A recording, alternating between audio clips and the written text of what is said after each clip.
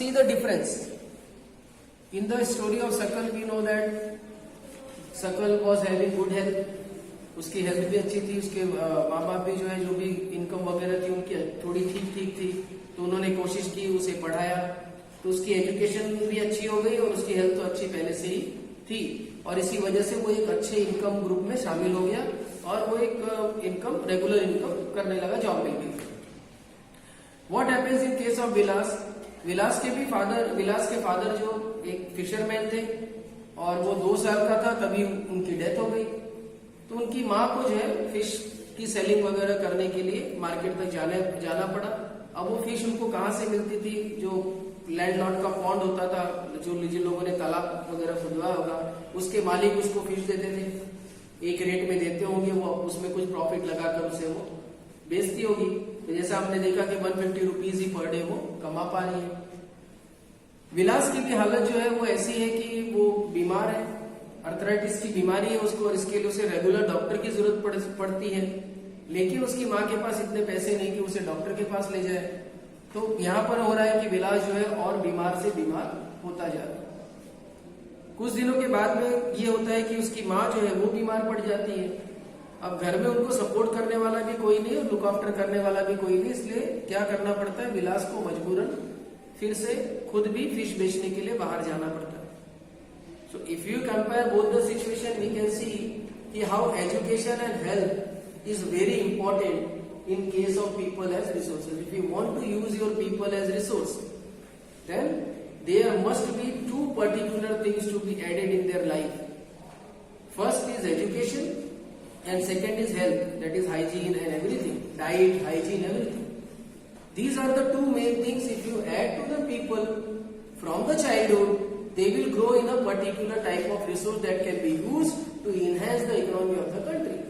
इसीलिए अब जब वर्ल्ड हेल्थ ऑर्गेनाइजेशन जब ग्रोथ को चेक करता है, किसी भी कंट्री की ग्रोथ रेट को चेक करता है, तो उसमें वो एजुकेशन, हाइजीन और हेल्थ कंडीशंस, सारी बातों को, और इंफ्रास्ट्रक्चर का डेवलपमेंट, इन सारी बातों को कंसिडर करता है। उसके बाद में आपको बताता है कि आप ग्रो कर रहे हैं या नहीं कर रहे।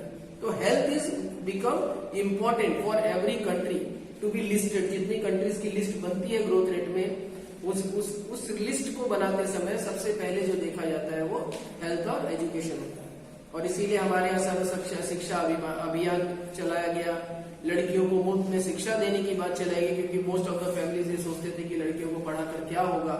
तो इसलिए हमारी सरकार ने भी कई ऐसे मिड डे मील की योजना, जो हमारे प्राइमरी स्कूल में बच्चे जाते ही नहीं थे, तो मिड डे मील की योजना बनाई गई, ताकि कम से कम, क्योंकि वो ये कंप्लेन करते थे कि भाई वो जाके मजदूरी करते हैं तब पेट भरते हैं, तो वो स्कूल कैसे जाएंगे, खाना कैसे मिलेगा उनको।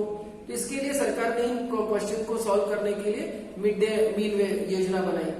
कुछ लोगों के पास पैसे नहीं है कुछ भी खरीदने के लिए, पेंसिल रबर खरीदने के लिए भी पैसे नहीं है, तो उनके लिए वजीफे की स्कीम शुरू की गई। हर साल उन बच्चों को उतना 500-700 जो भी उनका मिनिमम खर्चा हो सकता है वो हर बच्चे को मिलता भी है। ड्रेस वगैरह, किताबें सरकार की तरफ से मिलती है जितने भी गवर्नमेंट स्कूल होते हैं। तो ये सारी फैसिलिटीज बनाने का कारण क्या था? ये सारी फैसिलिटीज जो है बनाने का कारण सिर्फ यही था कि ये जो यूथ है, ये जो बच्चा है, जब इस तरह पढ़ लिख कर वो बड़ा हो तो वो देश की जीडीपी में कंट्रीब्यूट करने की उसकी कुछ कैपेसिटी बन जाए।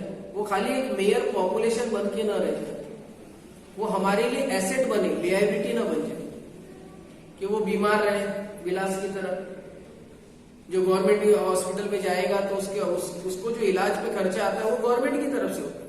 जैसे फ्री इलाज कहीं भी होगा अगर उसका, तो वो फ्री इलाज नहीं होता है, गवर्नमेंट सैलरी दे रही है, जो भी पार्ट्स यूज होंगे, जो भी चीजें यूज होंगी उसको फ्री में देने के लिए वो सारे पैसे से आती है। तो ये सब गवर्नमेंट का पैसा ही लगता है। इसलिए हेल्थ कंडीशन इम्प्रूव्ड रखना किसी भी कंट्री की बहुत जरूरत है। तो इसीलिए जो माँ बाप पढ़े लिखे होते हैं, एजुकेटेड होते हैं, वो माँ बाप क्या करते हैं, अपने बच्चे को और पढ़ाने की कोशिश करते हैं। फिर उनके बच्चे और पढ़ते हैं, तो उनके बच्चों के बच्चे और पढ़ते हैं। इस तरह ये सोसाइटी जो होती है वो धीरे धीरे एजुकेटेड सोसाइटी बनती है। ये एक पॉजिटिव सर्कल है। एक नेगेटिव सर्कल भी बनता है जो उल्टा लेकर जाता है। जैसे माँ बाप गरीब हैं, उनके पास इनकम नहीं है, तो वो खुद गरीब रहते हैं, बच्चों को पढ़ाने के लिए भेजते नहीं है, तो वो भी गरीब रह जाते हैं। वो खुद भी बीमार रहते हैं, हाइजीन का ख्याल नहीं रखते हैं, हेल्थ का, स्वास्थ्य का ख्याल नहीं रखते हैं तो अपने बच्चों के भी स्वास्थ्य का वो ख्याल नहीं रखते, क्योंकि पैसा ही नहीं है, किधर जाएंगे दिखाने। इसीलिए हमारे यहाँ जो आयुष्मान योजना शुरू की गई वो इन्हीं से जैसे लोगों के लिए शुरू की गई कि 5 लाख तक का जो इंश्योरेंस है आपका हेल्थ का होगा और आपको हेल्थ मिलेगी, हेल्थ की फैसिलिटीज मिलेगी। गवर्नमेंट हॉस्पिटल्स को इम्प्रूव करने की जो कोशिश की जा रही है वो इसीलिए की जा रही है कि जो बहुत गरीब लोग हैं जिनको 2 रुपए की दवा लेने की भी लिए भी सोचना पड़ता है, वो कम से कम हॉस्पिटल तक जा सके और अपना इलाज अच्छे से करा सके। ये सारी कवायद क्यों हो रही है कि हमारा जो पॉपुलेशन है, जो हमारे लोग हैं, ये अगर हेल्दी होंगे तो ही हमारे देश में इस पॉपुलेशन को पॉजिटिवली यूज किया जा सकता है, वरना इनकी बीमारी और इनको मेंटेन करने में और हमें बजट का खर्चा उनके लिए लगाना पड़ेगा। So this is why all this things are being conducted in our country. तो हमने दोनों बातें देखी, सकल की भी देखी, विलास की भी देखी, और हमने ये भी देखा कि अगर पेरेंट पढ़े लिखे हैं या वो पढ़ाई के महत्व को जानते हैं तो वो अपने बच्चों को पढ़ाने की कोशिश करते हैं, उनको स्किल्ड बनाने की कोशिश करते हैं। और जो पेरेंट नहीं पढ़े लिखे हैं, गरीब हैं, जो नहीं समझते कि पढ़ाई से कुछ होगा, तो वो क्या करते हैं, वो अपने बच्चों को पढ़ने नहीं भेजते हैं, उनके बच्चे भी बीमार रहने लगते हैं, जैसे अभी विलास के बारे में हम देख रहे हैं।